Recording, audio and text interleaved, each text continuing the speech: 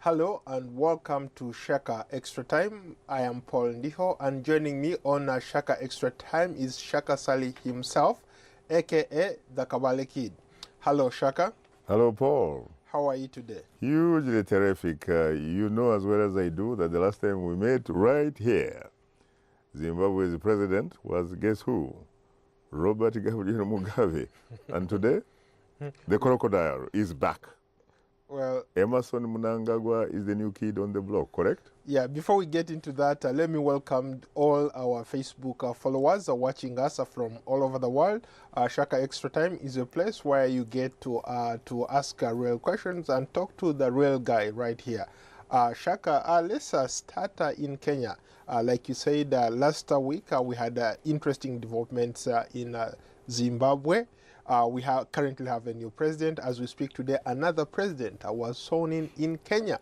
President Uhuru Kenyatta has been sworn in as the legitimate president of Kenya for a second term. Your thoughts? Well, first of all, I don't know about the legitimacy aspect of the president of Kenya.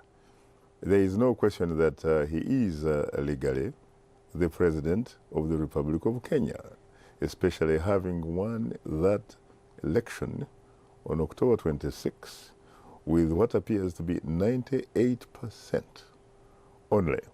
And of course, later, the Supreme Court, this time around, endorsed the process. And therefore, he obviously was sworn in earlier today, and he becomes the legal president of Kenya. The question is, why do I actually say legal and not legitimate? You know as well as I do that perhaps not more than 35% of the registered voters actually went to the ballot. And so you do have a country, frankly, that seems to be pretty much divided, really, in like two different types of camps. There is a possibility, from what I have read, actually, that you could also get another presidential inauguration on December 12th. We're talking about Kenya, and of course Kenya regained its political independence from the British on December 12th, if I remember correctly, 1963. At that time, of course, I did have one executive prime minister, Jomo Kenyatta, but it looks like this time around it might probably end up having two centers of power, one legal, one not particularly perhaps very, very legal, but some people would consider it legitimate because this person says he is actually the people's president. That remains to be seen. I want to push back on that. I think, Shaka, as far as I'm concerned, this was done constitutionally. Uhuru Kenyatta was re-elected constitutionally. I don't see why you call him illegitimate. I mean, you could make all sorts of arguments, but as far as their constitution is concerned, as far as the legal process is concerned, he went through the due process.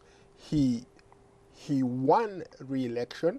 The people who didn't show up to vote can't be the same people claiming that he's a legitimate president.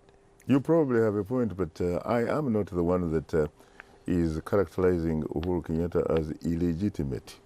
Rather, what I am saying that there is a significant part of the Republic of Kenya, and by the way, it seems to be more than a half, which does not recognize, in their words, not mine, the legitimacy of President Uhuru Muigai Kenyatta. But let's not forget that the Constitution actually provides for anybody who runs for president, if you, let's say, the votes that were counted, the people who showed up to vote, they based the outcome on the people who showed up to vote. Whether there were 30% of those people who showed up to vote, as long as the persons contesting managed to get 51 plus, of the vote, then they're entitled to become the president of the country. But in this particular case, actually, whether it's 30% of the people, President Uhuru Kenyatta got 98 point, almost 100% of the vote. So I don't know what when you look at the percentages, what of legal course, scholars can tell us about it. when you look at the percentages, of course, it would look like the man had a huge landslide. Absolutely. But obviously, a huge landslide of a very small percentage of the registered voters. The registered voters are basically more than 19.6 million Kenyans. But this time around, my friend, not more than probably, from what I have seen, 3.5 million people actually may have gone to the ballot. But let's face it, we do have many years. The border response for the elections gave him more than $3.5 million, rather million votes. It did, and it has also been, by the way, accused in engaging in what somebody would characterize as creative accounting, doctoring figures, as a matter of fact. But let's face it, we did have historically a government in South Africa that was legitimate, if you will, especially given the manner in which you are arguing. Because, let's face it, it was a legal government. It had three organs or three branches of government. It had the executive, which initially was led by the prime minister and eventually led by a president. It had an independent judiciary. It also had an independent legislature. And by all accounts, it seemed to be both legal and legitimate. And yet, the vast majority of that Republic of South Africa were not involved at all in how that particular republic was defined. They did not have the right, for example, to participate in the affairs of that particular country, and hence it was called Apartheid South Africa. But it was seen as legal and legitimate. But you know what? People took it on. And they fought against that apartheid South Africa for years. Until, let's face it, in 1994, for the first time, in the eyes of everybody, even those who are blind, it actually became a legitimate government of the South African people. Shaka, in all fairness to my friend Raila Odinga and President Uhuru, should this guy keep holding the country hostage? I mean, let's face it, they gave him an opportunity. He failed to seize the opportunity to go back and run again. He thought by maybe pushing the IBEC, pulling out, that was a strategy that would have worked in his favor, but it did not work. Let him stop this business of trying to hold the country hostage and move on. President Uhuru Kenyatta, today after he was sworn in, he called on, he reached out to the opposition. He extended an olive branch and said, I want to work with you guys. What's wrong with that? I think he did the good thing, and he did the right thing that anybody, frankly, in his position or in his shoes should have done. He extended an olive branch rhetorically. So he basically talked the talk. The question is, can he in fact walk the talk? If you are going to have to unite people, it does not take an individual, nor does it take one party. It takes two parties. In other words, it takes two to tango. Who is he going to tango with? Let's face it, you talk about Raila Amolo Odinga. You talk about him as if, in fact, he's an individual. He is not an individual. If he were an individual, he would really be, in a sense, a non-actor that you would. But he's the elephant in the room. Yeah, but you would not take him seriously. But you see, the fact of the matter is, this man has supporters. Whether you call them sycophants, whether you call them whatever you call them or anybody calls them, they are legitimate Kenyans. And they are entitled to have a say in the activities or in policies that affect them. And let's face it, they made a huge statement on October 26th. They heed the call of boycotting the vote. Hence, the very few percentages that actually turned out to vote. The other thing is that one has to know, or probably doesn't know, actually what happened to the election or the event on August 8th because of the almighty server. That server was ordered by the Supreme Court that it should actually be opened so that people can actually go and find out what really happened. Nobody has ever opened that server. The reason that server was not opened, many pundits agree, is precisely because the person who may in fact have won that day's event, August 8th, that person is right there in the server, and that person would probably not be President Uhuru Kenyatta, because in fact, if he was the person who was there, that server would have been opened yesterday. But Shaka, that server, whether it was open or not open, it's irrelevant. What we are talking about is the October 26 elections. Why would it be relevant? Why would it be relevant? First of all, there are questions about essentially the questions of or about the Kenyan Supreme Court. Because the Kenyan Supreme Court that in fact came up with a ruling on September 1st is not the same Kenyan Supreme Court that appeared last week. Why? It's very simple. You remember that the day before the October 26th vote, that court was supposed to meet. But guess what? It could not raise a quorum. And could not raise a quorum, not because it didn't want to raise a quorum, because the powers that be made sure that it does not raise a quorum. Because if it did raise a quorum and asserted its independence, the possibility was that the election probably would be postponed. And we probably wouldn't be talking about Kenya like the way we are talking about it today. So you have to factor in the fact that there is evidence that suggests that the Supreme Court was intimidated to the extent that it no longer commands the sort of respect that it commanded before last week. Shaka, how would you respond to comments from, let's start in Kenya, let's go to Wanja Mugai, who says the majority voted for the president. Those who did not vote would not have changed anything. I don't know about the majority that we are talking about. If you are talking about a majority of a smaller sample, we understand. We have already covered the fact that there are 19.6 plus million registered voters in Kenya, and that you did have about 15 million people who came out to vote on August 8. But when it came to October 26, let's face it, let's be very serious here. There are reports suggesting that you probably did not have more than 3.5 million voters.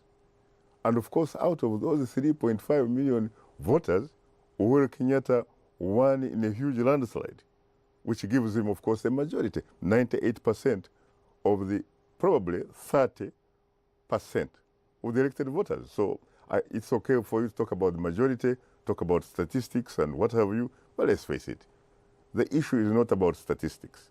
The issue is political. And as a matter of fact, what Kenyatta needs to do... So the Kenyan Supreme Court made a political... whatever announcement they made was political? Probably. But whatever it is, if Kenya has to move forward, and it has to move forward as a matter of fact, you need a certain type of arrangement, or a kind of arrangement that at least helps to bring about the two contentious, sides. Whether it is, a side led by Raila Odinga or a side led by Uhuru Kenyatta. Because let's face it, unless you bring those people together, you're probably not going to go anywhere. And to be honest with you, what Kenya needs is probably a national conference, a national sovereign conference, where actually people can get an opportunity to meet one another and have a very serious conversation, figuring out how to address the issues that pretty much bring them apart. Because at the end of the day, you cannot keep pretending that there are no problems. You have 44 ethnic communities in Kenya, And since independence, 1963, Kenya has had 4 presidents, and 3 of those have come from one ethnic community, the Kikuyu. I am not saying that the Kikuyu have necessarily dominated or whatever, but what I'm saying, in the eyes of a lot of people, they look at the Kikuyu elite, the manner in which they have called shots over the country, and pretty much others feel marginalized. Then you have had one Kalenjin president, and right now you have a deputy president who could probably be in a position to be president next time. So there are these other ethnic communities who say, wait a minute, the last time we checked, we are part of this republic. And I think our issues, I think our interests matter. Because at the end of the day, Paul, in politics, they are neither permanent allies or permanent adversaries. Meaning they are neither permanent friends or permanent enemies. They are merely permanent interests. And I think we should be looking at the interests and figuring out how to make sure that every Kenyan has at least some chance, some opportunity to experience that peace that nobody really can do without it. And I think what is needed at the end of the day, it is socio-economic justice for all Kenyans. Yeah, Shaka, you make a greater point, and it's very well taken. I agree with the fact that maybe they need to have some sort of a national dialogue to bring on board all these people who are aggrieved by what's going on. Let's go to 2 comments. Let's start in Zambia. Uhulu's pressure on national unity, is it not the African rhetoric, usual African rhetoric? And another comment talking specifically about a divided country from George Osiro. He says, Shaka, the country is divided. Let's face it, the country is divided. Nothing was fair in these elections, regardless of what they say. The opposition boycotted the election, period. Your thoughts? Well, again, it comes to the same thing. You can obviously hear those types of sentiments. One from Zambia and another one, I suppose, from Kenya. Is from Kenya. I think that in politics they say that perception, in fact, equals reality. When people perceive something to be unjust, unfair, and what have you, whether it is true or not, that is the way they see it. And I think that Kenya, frankly, needs to turn a page. It needs to look itself in the mirror and say, you know what, I don't think that where we are coming from is really good. I think we can do better than this. And I think they can do better than that. They tried, for example, back in 2008. At least they did live together for 5 years in, they call it Nusu Mukati, which was a coalition government, came about really largely because, let's face it, and let's be blunt here, because the incumbent president, Emilio Mwai Kibaki, had apparently stolen the 2007 election, but had very strong supporters, both domestically and especially the international community, and in fact, the West. Eventually they decided, you know what, this cannot work because more than 1,000 people were killed and hundreds of thousands of people were internally displaced. It is very sad to say that up to today, there are reports in fact suggesting that so many of those internally displaced people remain internally displaced. And then when you look at the recent electoral events and what have you, so far, more than 50 people have actually been killed by police and what have you. A police that was supposed to be a police service actually behaves, in a sense, like a police force, meaning does not protect the people it ought to be protecting. So I think at the end of the day, my brother, Kenya, I think, can do better. They have to figure out a way of bringing those two contentious sides together and move forward. What's the end game for Raila and the NASA coalition here? Because we've seen it in Uganda after Museveni was sworn in for another term. Besigye and his group tried to swear him in as well, and it hasn't gone anywhere. So Raila is planning to do another swearing-in ceremony on the 12th of December. Is this going to take him anywhere? I don't know. I honestly don't know, except that there are indications on the ground that this is different from what happened in Uganda about Dr. Chiza Besigye. For one thing, at least until recently, in Kenya, the opposition seems to be united. Whereas in Uganda, you and I will agree, we have never had an opposition that is united. The other thing is that when you think about the manner in which people have really responded to the calls of not recognizing the government of Uhuru Kenyatta in Kenya, it looks like people seem to be very serious. I have talked with people from different communities who say that, you know what, enough is enough. And it's not just about intellectuals here. It's not just about middle class. Even ordinary people are saying enough is enough. We have to figure out a way of at least feeling that we are legitimate players on this particular Kenyan stage. So I think there is probably a difference to such an extent that Raila Odinga and his supporters, in fact, are very careful in terms of trying to distance themselves from what you refer to as having happened in Uganda, where Chiza Besigye was apparently sworn in, and yet it didn't really have an impact. In fact, the Kenyans who support Raila Odinga are trying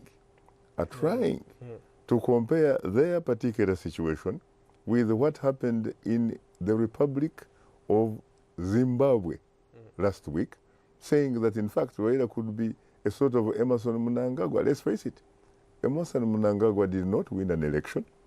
He did not participate in an election because there was no election.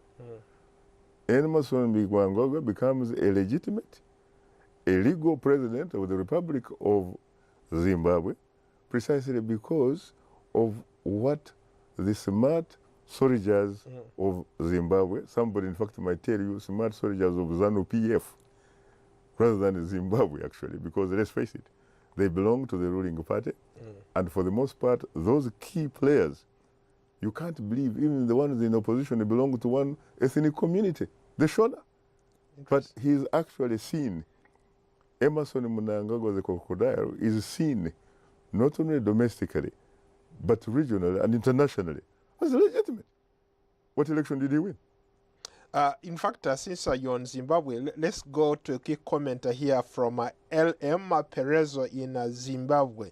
He says, Mr. Shaka, was Robert Mugabe's resignation, does Robert Mugabe's resignation signify a fundamental change that can spur development and growth, social, political, and economically in Zimbabwe, or a mere change of guards? Well, obviously, we don't know. We don't know as yet. I think that we should give the new leadership in Zimbabwe the benefit of the doubt. There's no question that, at least rhetorically, Mr. Mnangagwa has definitely talked the talk. What we have to wait for now is, can he in fact walk that talk? Because right now, a lot of people look at it as a Paris coup, really, as some kind of intra-elite strife within the ruling ZANU-PF. And of course, its armed wing, which is referred to as the National Army. He has also talked about involving a lot of other kind of like stakeholders and what have you. But there are people, including Morgan Changilai and his supporters and a lot of others, who say that in fact, what is needed in Zimbabwe is not simply a change of guards, but in fact, a sort of change that is characterized as a trajectory change, a new direction, focusing in a new direction. And that can only come about, again, like Kenya, when these various stakeholders can actually come, sit around a huge table and discuss some of these issues in a very sober manner so that they can chart the way forward for Zimbabwe and its people. We are running out of time. Let's go to Libya. There's been a lot of reports about slave trade taking place in Libya, and a lot of our followers here want you to comment on what we've been reading or what we've seen on tape as Africans from different West African countries being sold in modern day in Libya. Your thoughts, Shaka? It is very unfortunate that we can actually talk about those types of reports. And as you know, the saying says that there is no smoke without fire. It seems there is evidence that that is actually taking place. And it is taking place, obviously, because you have people who come from different parts of the continent who are running away from an environment probably that does not really provide any future for them. So what am I saying? I guess what I'm saying is that these guys are running from countries where, yes, they are, they are individuals occupying state house, individuals who called presidents and what have you, ministers, but who actually do not really tend or are in charge of the store. They do not do what they are expected to do, to create opportunities so that people can get jobs, to provide the security that obviously is very necessary in order for people to go about things normally. I think the blame again comes to bad governance, comes from lack of responsibility, comes from bad governments that do not really account to their people, and largely because they are not, let's face it, let's not run away from these words, they are not democratic. There is a democratic deficit. But in the majority Rwanda of is the not African democratic, countries. but it's offering to take in some of these refugees. It is offering, but you know what? That could very well be rhetoric. Where is it going to take those refugees when in fact it is also, in a sense, accused for not taking care of its own human beings? There are so many Rwandese that I meet on a daily basis. There are so many Rwandans who are in exile. Why are they there? Yeah, Shaka, what are you talking about tomorrow on Straight Talk Africa? Tomorrow, again, we are obviously looking at three very, very important African women who are trying to empower segments of society, largely made up of very young people, boys and girls, who they find to be disadvantaged. We're talking about orphans. We're talking about people that, frankly, need some kind of education, need some kind of skill sets in order to live responsible and constructive lives in their own countries. So that's what we are looking at. Shaka, there are people who should be applauded. Maybe before we close, Samuel Eto'o from Cameroon has actually used his own personal money to airlift people from Libya and take them back to Cameroon. To Cameroon. Very quickly, any thoughts about that? I'm glad that there are people like Samuel Eto'o, and it reminds me of a man called George Weah. When he was an international soccer star, he used to help a lot in Liberia. Yeah, on that note, thank you so much again for being a great guest. Thank you. You're I look forward welcome. to another edition of Straight Talk next week. Thank you so much. You're most welcome. And to you, all our viewers, we thank you for watching us every Tuesday. Shaka Extra Time is a place where you get to ask those questions. Thank you.